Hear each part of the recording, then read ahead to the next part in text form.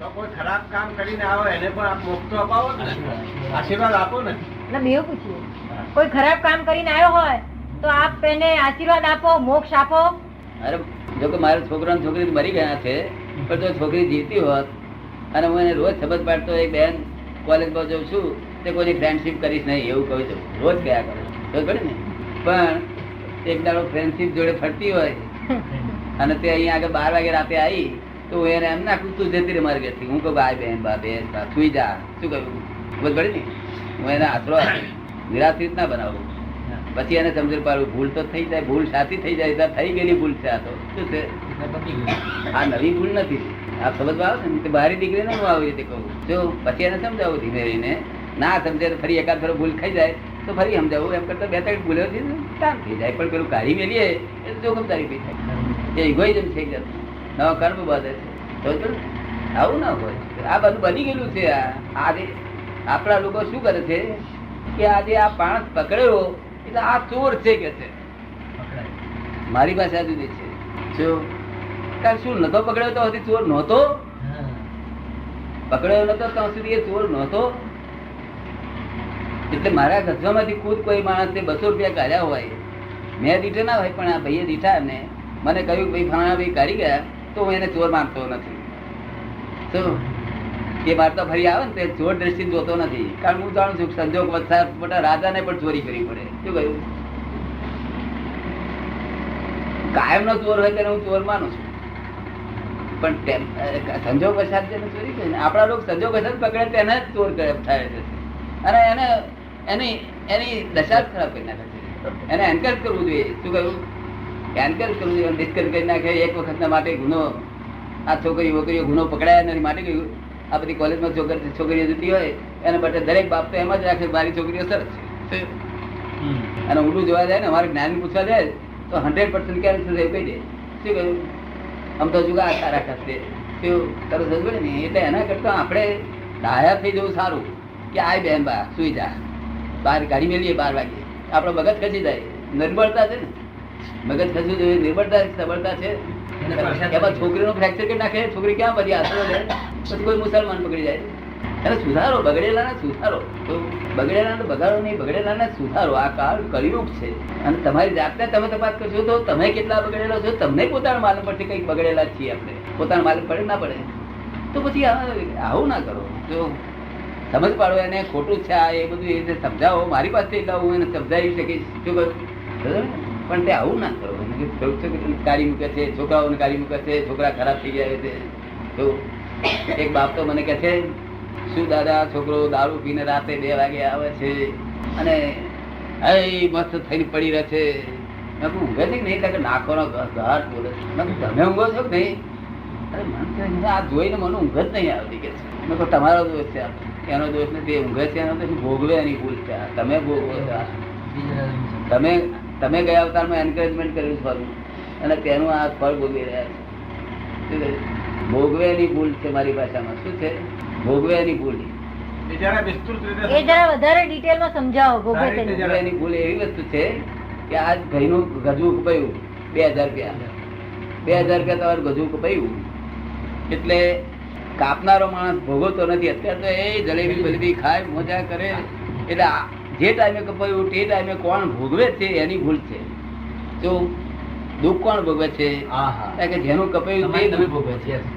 અને પેલો તો જયારે પકડાશે ત્યારે ભોગવાશે.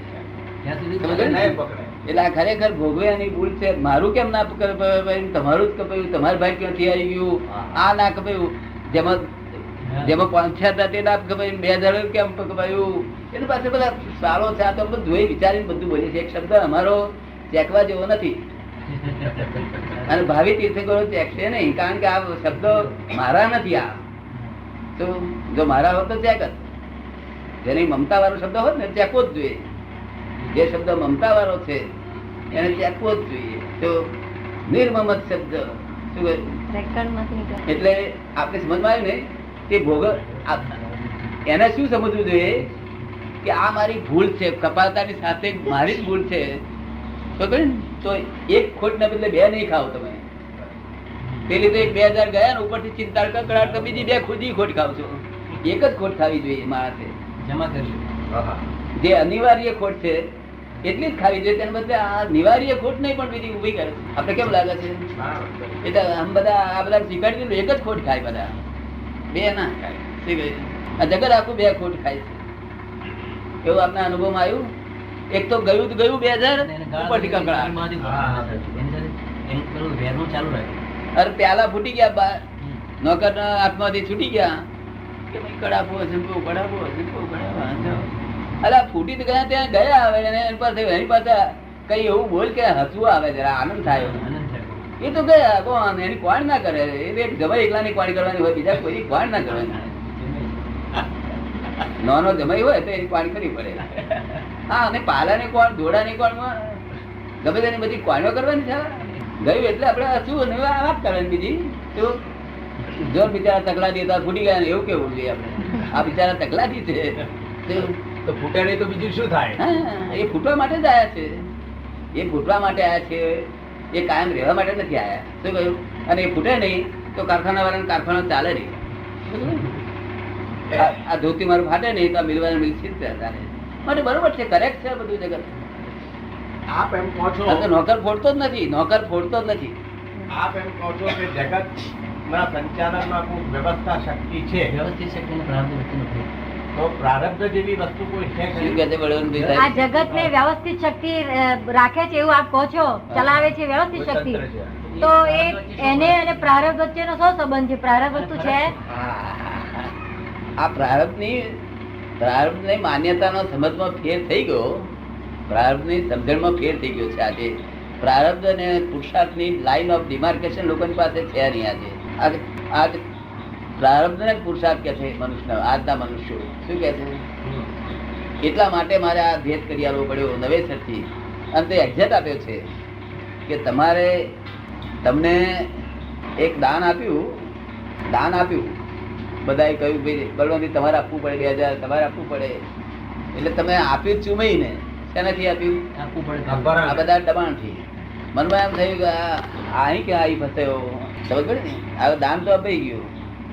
લોકો નહીં જાણતા કે તમે શું અંદર ભાવનામાં છો. એ ભાવના જે છે એ તમારી અવસ્થા થાય છે, માનસિક અવસ્થા. એ અવસ્થા છે એ કોમ્પ્યુટરમાં જાય છે, અવસ્થિત છે તે કોમ્પ્યુટરમાં થઈને વ્યવસ્થિત થઈને અહીં પાછું આવે છે. જે અવસ્થિત તમારી થઈ ગઈ તે કોમ્પ્યુટરમાં જાય છે વ્યવસ્થિત શક્તિમાં, અને વ્યવસ્થિત શક્તિમાંથી અહીં વ્યવસ્થિત થઈને પાછું આવે છે. વ્યવસ્થિત થયેલું એ કુદરતી સર્જન રૂપે છે. કેવું છે? કુદરતી સર્જન રૂપે છે વ્યવસ્થિત થયેલું. એટલે ત્યાં અવસ્થિત થયેલું છે, અવસ્થિત નું વ્યવસ્થિત થાય છે. એટલે તમારું જે અવસ્થિત છે તેનું જ વ્યવસ્થિત થશે, બીજો કોઈ ચેન્જ કરનારો નથી. એટલે પ્રારબ્ધ અને પુરુષાર્થ ની સમજણમાં આખો ફેર થઈ ગયો. એટલે અમારે દવા રૂપે મૂકવું પડ્યું. આપ સમજ આવી ને? અને એક્ઝેક્ટ વ્યવસ્થિત જ છે જગત, સૂર્ય ચંદ્ર તારા બધું એક્ઝેક્ટ વ્યવસ્થિત. કોઈ આજુબાજુ કઈ પણ થાય એવું નથી. તમારે કામ કરે જવાનું, પછી ભય લાગે શું થશે તો કદાચ વ્યવસ્થિત છે એમ કરીને આગળ ચાલે જાવ. શું ભાઈ? તમારે કોઈ સંસારમાં ભય પામવા જેવું છે જ નહીં, કોઈ સ્થાન જ એવું નથી જે ભય પામવા જેવું હોય. પણ દેહ હોય એટલે રોગ અને મૃત્યુનો હોય ને. દેહ હોય એટલે એને રોગ અને મરણ નો ભય તો હોય જ ને. શું હોય? દેહ છે માટે રોગ અને મરણ એ બે નો ભય તો રહે ને. એ તો જ્યાં સુધી મારો દેહ છે ત્યાં સુધી હોય. જ્યાં મારા પણ છૂટી જાય કશું થઈ રહેતો જ નથી. શું મારો દેહ છે ત્યાં સુધી તો સાચો હોય પડે ને. એ એમ છૂટી જાય મારા પણ તે વ્યવસ્થાના તાબામાં છે. તે જો એટલો પોતાની સમજણપૂર્વક કરે ને બુદ્ધિપૂર્વક તો વ્યવસ્થિતના તાબામાં છે. શું તમારા હાથમાં તાબામાં નથી? મનુષ્યના હાથમાં સંડાસ જવાની શક્તિ નથી. એ જયારે ફોરેનના ડાક્ટરો, વડોદરામાં 15 ડાક્ટરો મેં ભેગા કર્યા ફોરેનના, એટલે પછી ડાક્ટરો ના વાત કરી ત્યારે ડાક્ટરો ઊંચા થવા મળે કે હવે ગમે તે કરીએ, તમને અટકશે ત્યારે તમારે બીજાની હેલ્પ લેવી પડશે, માટે તમારી શક્તિ નહોતી. એટલે કરેક્ટ કહી દીધું. સમજી ગયા? તો એટલે માટે શું શક્તિ છે તેને ઓળખો. હું શું કહેવા માંગુ છું? આ નથી અને શક્તિ માનો છો, અને જે શક્તિ છે એને તમને ખબર નથી. એટલે આવું બધું બફમ થઈ રહ્યું છે. હિન્દુસ્તાનના લોકો એક માણસ આખા વર્લ્ડ ને આંગળી પર નથી એટલી શક્તિ ધરાવે છે. પણ આ તો શક્તિ બધી ફ્રેક્ચર થઈ ગયેલી છે. કેટલા વખત હિન્દુસ્તાની દશા જુઓ બેઠેલી છે. તો એનું કારણ શું? એનું કારણ શું દાદા? નહીં, આપણે સૂર્યનારાયણ આથમી ગયો હતો, આજે ઉગી રહ્યો છે. 5:30 થયા છે અને 6:30 ઉગે છે.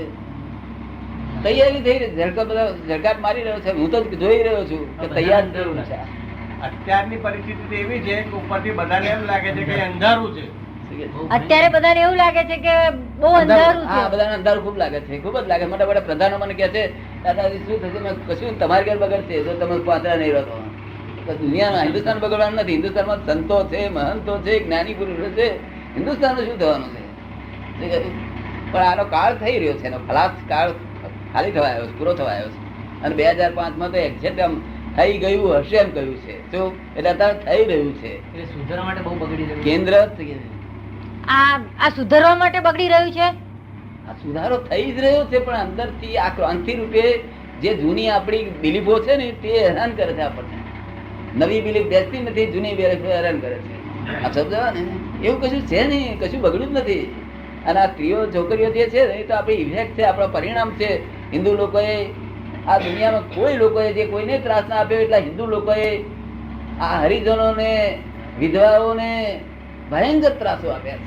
અને તેનું જ ફળ આપણે ભોગવી રહ્યા છીએ. તો આ ચારે છે તે આજે આપણા એ છે ને બ્રાહ્મણ, ક્ષત્રિય, વૈશ્ય બધું ઉડી જવાનું, બધું ખલાસ થવા માટે જ આ થઈ રહ્યું છે.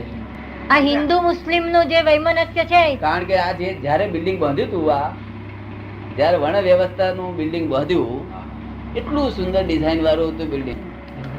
તે આજ કળિયુગ, આ કેટલા યુગ ગયા ને ત્યારે અત્યારે ભંગાર સ્થિતિમાં થાંભલા પડી ગયા છે, ઉપર નરિયા ઉડી ગયા છે. એને અહીંયા આગળ રાખીને શું કરવું? હવે ડેમોલિશ કરી નાખો અને ફ્રી ફાઉન્ડેશન કરી નાખો. તો પછી દાદા આજે દાખલા તરીકે કોમી ઉલ્લડો થાય છે.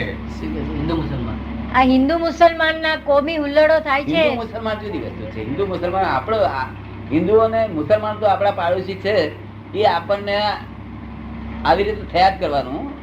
પણ આ હિન્દુઓ જે અંદર સડી રહ્યા છે એ ન થવું જોઈએ. એ અત્યારે ઉડી જશે. હવે આ બધું આ કોમી જે વૈમનસ્ય છે એમાં કઈ ફેરફાર થશે? બધું ફેરફાર થઈ જશે, બધું સરળ થઈ જશે. કારણ કે એમનો ધર્મ સારો થઈ જશે. એમનો જે ધર્મ આટલું બધું જનૂન છે ને એ જનૂન પણ ઉડી જશે.